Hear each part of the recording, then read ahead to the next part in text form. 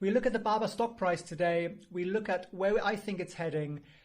And to do that, we're going to look at some fundamentals. We're going to look at some value numbers. We're going to look at some financial indicators. We'll analyze some charts. But we'll also take all of that and put it into the perspective with the news that's coming out of China, the regulation, the IPO, the change in fintech margins that are coming in China. So I've seen on YouTube here some really great technical analysis coming out the last couple of days on the Baba stock.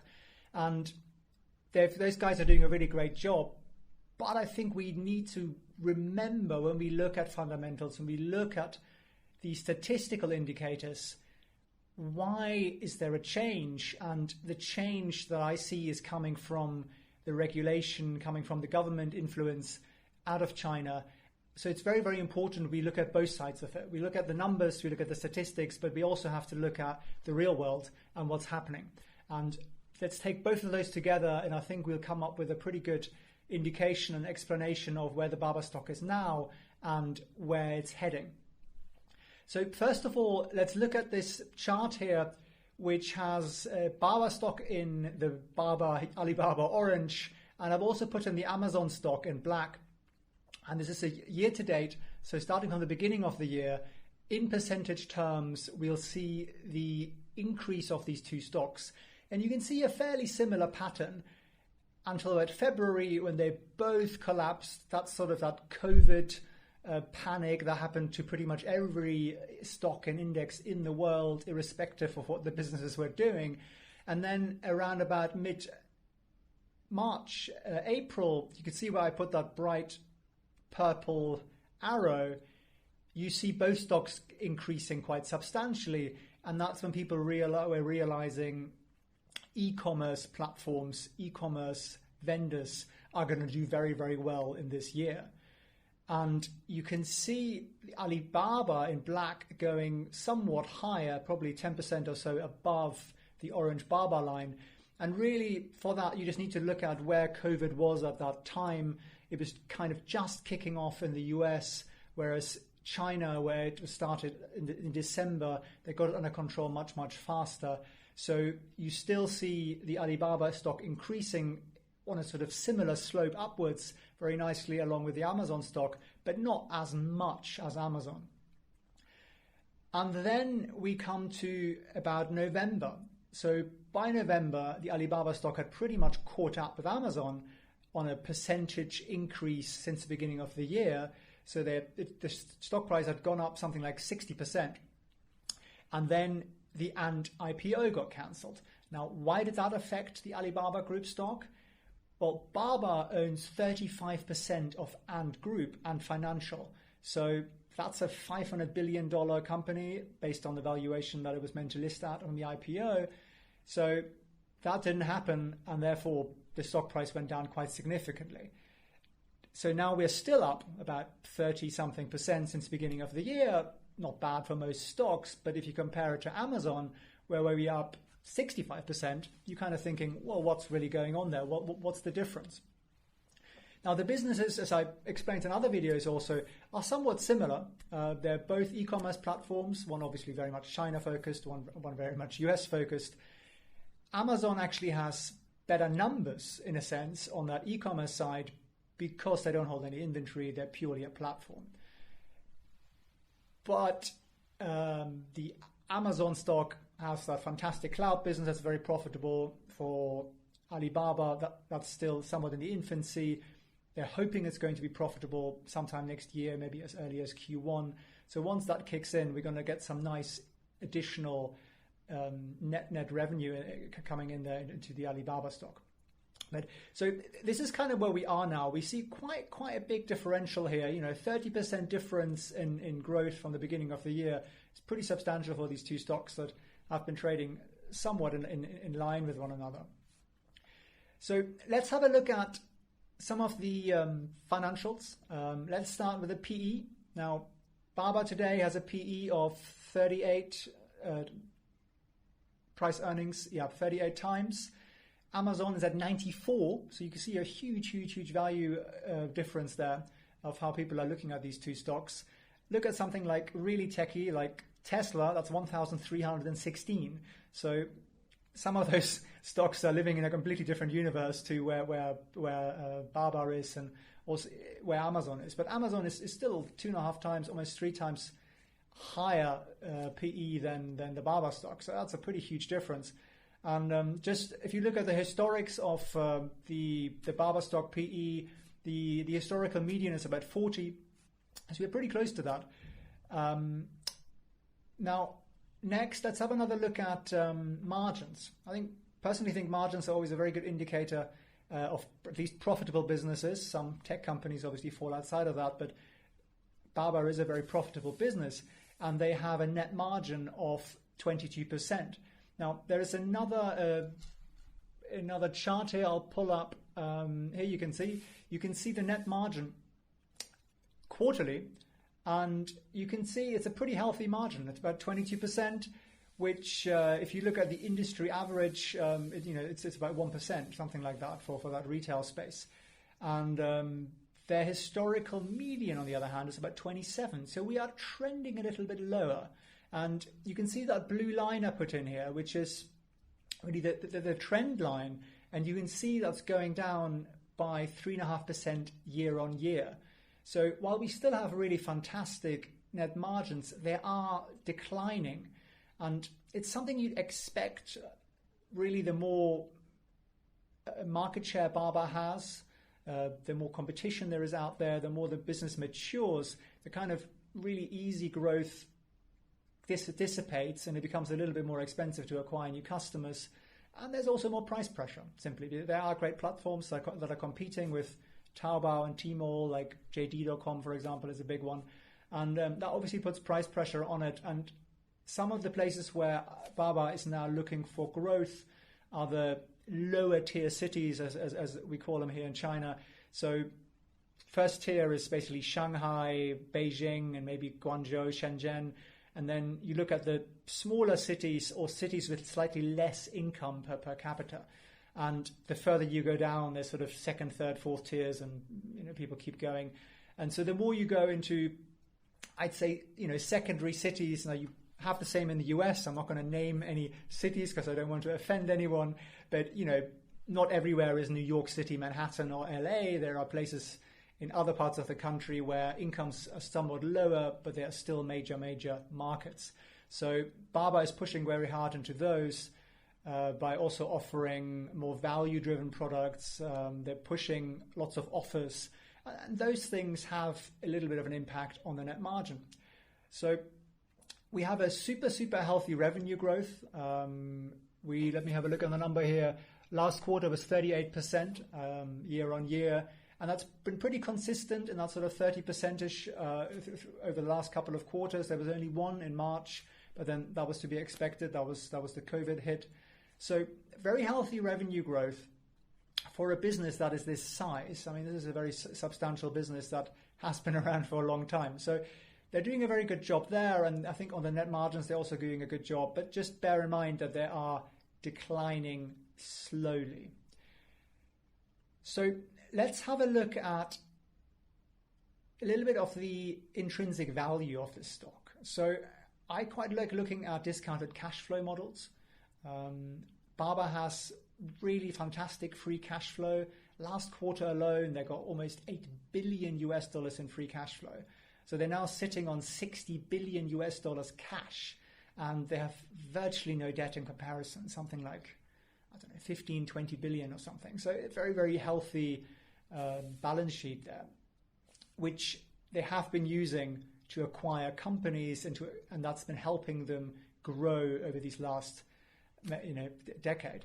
And that's something we're going to have to look at too, because that's something that's changing. So when we look at the discounted cash flow model, and I'll pull up another chart here, you can see that intrinsic value based on a discounted cash flow model. Now that cash flow growth is 6.7% per year, very healthy. And you can see that blue trend line there. And since about March of this year, we are below that trend line, which might indicate that there is some growth here in that stock price.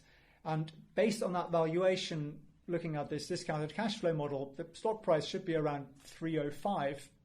Now, we're obviously quite a bit off that. I think at the moment we are 261 or 262, so that's quite a difference. But that doesn't really take into account the change that's happening in the market, the change that's happening in the regulation, because the statistics don't know what's going on in the real world. They're just comparing what was going on and what the numbers are right now and how people have valued this. So I think really we need to look back at what happened with Ant Financial, and I've done a separate video on that. I'll put a link at the end. When the Ant Financial IPO was cancelled, the reason was the regulator told them you can't do this because we are going to regulate you differently. Ant Financial is at this value that they were going to IPO at, would have been the fourth largest financial service provider in the world, just after Visa, MasterCard, and JP Morgan. So an enormous institution, have a huge market share of payment processing in China, and everything you buy and sell on the Baba platforms, mainly Taobao, Tmall, you get finance through essentially the Alipay platform. And if you want to know how that works, have a look at my Ant Financial IPO video, because I explained that in there in quite a lot of detail. But what's happened is that the regulator is saying, you guys are basically a bank. You're going to have to start acting like it. And they didn't quite say it, but the implication is that your gross margin of 58% doesn't really fit into a financial institution. You're not going to find any bank in the world with that kind of margin. And the chairman, Eric Jing of Ant Financial, came out yesterday and basically said, look, we're going to make the products cheaper for our customers. We provide a public service, and we're doing this sort of body check. We're looking at every part of the business together with the regulator. And the China government, the China regulators are drafting a new regulation for the fintech sector specifically. And I think it's very likely they're going to come up with a capital requirement. That's also what the Basel guys have been asking for. So the regulation will be much more like a bank. Now, what does that mean? That means higher cost of running that business, because you're going to need capital to do it. Now, do they have the capital? Of course. I mean, look at Ali Group, 60 billion in cash as of last quarter, US dollars, that is. So they won't have any trouble complying with it, but it'll impact net margins. And therefore, the market is quite cautious. This is not just a panic event, IPO didn't happen, stock price crashes, but it's what will the future look like for the financial side of Alipay and Alibaba. And as I said, Alibaba Group, the Baba stock, owns 35% of Ant Financial. So this is really the crux of it, is what net margin are they going to come out of with when we have the new regulation, and when hopefully this IPO takes place again, perhaps in a year's time or so. So I would be a little bit cautious short term. I think if you look at this discounted cash flow valuation of 305, and I've seen some of the other technical analysts out there who've been posting videos these last few days, they come into similar numbers, into that sort of 300, 330, etc. range. And we would have been there. Had that IPO taken place, I'm in no doubt we would have been above 300 with the stock price, but it hasn't. And the world that Baba lives in has changed, and it will change, and we don't know exactly where it's going to land in terms of regulation, how much capital will they need, and also what margins will they be allowed to operate. And there's a really interesting article here, I'm just pulling it up on my phone. This morning there is news that other fintech companies, quite significant ones in China, Lufax, 360 Digital, Lex and Fintech, and Finvolution, now lesser known names internationally, but major players, they have announced that they will charge lower interest rates for their buy now, pay later services. And that's essentially where Alibaba fits in. You want to buy stuff on Alibaba, you always get that option, buy and pay later. So they are also responding to the regulators' demands, saying you guys are making too much money, basically, and the consumer is paying for this. And I think there is also this implication that perhaps consumer credit is too easy. You can within 3 minutes on the Unfinancial app, get yourself a consumer loan. You don't have to provide anything. You have to meet anyone. You just type some information into the app, and there you have your personal loan, which has been very good for a lot of small businesses. It's been very good for a lot of individuals who've therefore been able to run and create and help grow the economy. But there is a balance and there's a danger, and the Chinese regulator is very wary of what happened in 2015 with that credit bubble and that stock market bubble at the time. So we have to really look back at this now and say, okay, we have a very healthy PE number. I think 38 is a great number compared to 94 for Amazon, fairly similar businesses. There's some real positives coming out of the pipeline. The cloud business that Alibaba has is growing 60% year on year. They have 60% of the top Chinese companies that are using it. Those companies are spending 45% more year on year on those products, on the cloud computing products. Yet that division is still in a loss-making situation because they are pushing very hard to grow and therefore spending money. So that will become a positive contributor towards the net earnings. And I think therefore Alibaba Group will start to look like something a little bit more like Amazon, with a big advantage of having the higher margins on the retail side because they don't keep any inventory. It's just a platform. And then if they can get their margins to a healthy state on the cloud computing, it's going to be a fantastic business. It already is very net flow cash flow, a bit positive, lots of cash in the bank, and growing very, very strongly, more than 30% a quarter. But as I said, what we will see lower net margins. We will probably see a lower revenue growth over the next year. And we have this uncertainty hanging over the stock. And I think if there's one thing the market hates, is uncertainty. I think a lot of the big money managers, they don't like uncertainty. They don't know where it's going to end up. So until we have a little bit more information on exactly what the new fintech regulation will look like, you're going to have this hanging over the stock. So my view personally would be the stock is a little bit undervalued. I think there is some upside in there, perhaps 10%, perhaps 20%. But in the short term, I think it's going to hover around the price point we are looking at now. I don't think we're going to see a massive breakout. And that's also what if you look at it from a chart statistical point of view, that's what that seems to indicate. And then once we get that regulation in, we have to see, is it better or worse than what the market expected? And I think this is what it's going to come down to. However, I think if you're looking for a very long-term stock, if you're looking for a long-term investment, I personally think Baba is a great company. But I do always say to people, do your own due diligence, form your own opinion, really check those facts. If you're seeing someone who's just showing you a chart and it says it's below some sort of average line, therefore it's going to go up, well, why is it below the average line? And I'm kind of hoping that that's what I touched upon today.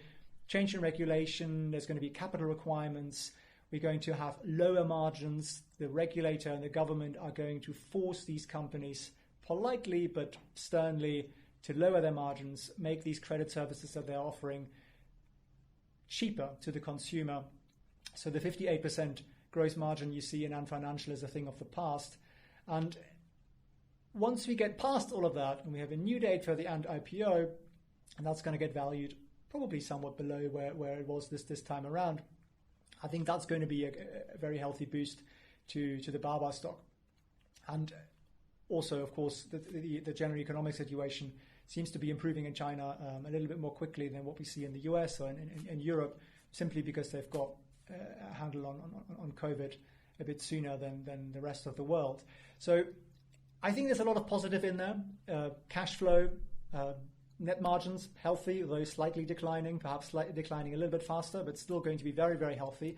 I mean, look at the Amazon net margin. It's 5%. Here we're at 22%. So we have a good room to decline on that net margin and still have a very well valued company from a PE ratio. So I think look at that. Have a look yourself at what indicators you're looking at. And I think really if this is a stock you don't hold yet, if you're going to looking to get into it, you need a pretty long time frame. There's going to be some volatility on this as bits of news come out, as other competitors like JD and some of these fintech guys react to what's happening in China. We'll all be guessing for quite a few months, possibly a year, to exactly what is going to happen with the regulation and the capital requirement. And then we're going to see Alibaba and how are they going to raise that money? Do they take it from assets they already have, or are they going to go to the market for it? So once that all happens, I think you're going to end up with a company that's a little bit closer in numbers to what you see to an Amazon or to a Visa, MasterCard on the fintech side. And those are still fantastic companies with high valuations than what we see here for Baba. So I'm overall very positive on the stock, but I just want to put a big caution out there. This is going to be volatile. This could hover for quite some time in this space it's in at the moment. And there is, of course, also a chance that the regulator comes out with something that we and the market haven't quite foreseen and puts a dampener on the stock, at least in the short term. And then I think for the long term, it's a pretty positive story. Massive market share, massive dominance. You can't do anything here in China without using Alibaba products. It really is pretty impossible to exist without using them. And quite hard to see how anyone is going to take that over. The only major competitor we have there is Tencent with their WeChat Pay platform. And those guys together have about 80% of the market, which is a fantastic place for them to be. But as I said, it's also going to attract more and more regulator scrutiny because it's becoming such a huge part of the financial world, replacing banks to a large extent, that this is going to be continuously regulated and monitored, and we're going to see quite a bit of tweaking there. So I hope this has been helpful, guys. If you have any more information, any more questions, let me know your thoughts, post below, hit subscribe. I'm going to keep updating on the Baba world, especially with the news side, not just the financials, because that's almost easier to get, whereas the news side is a little bit more of a local thing here in the media. So I'll keep you up to date with that. Hit subscribe, and thanks very much for watching.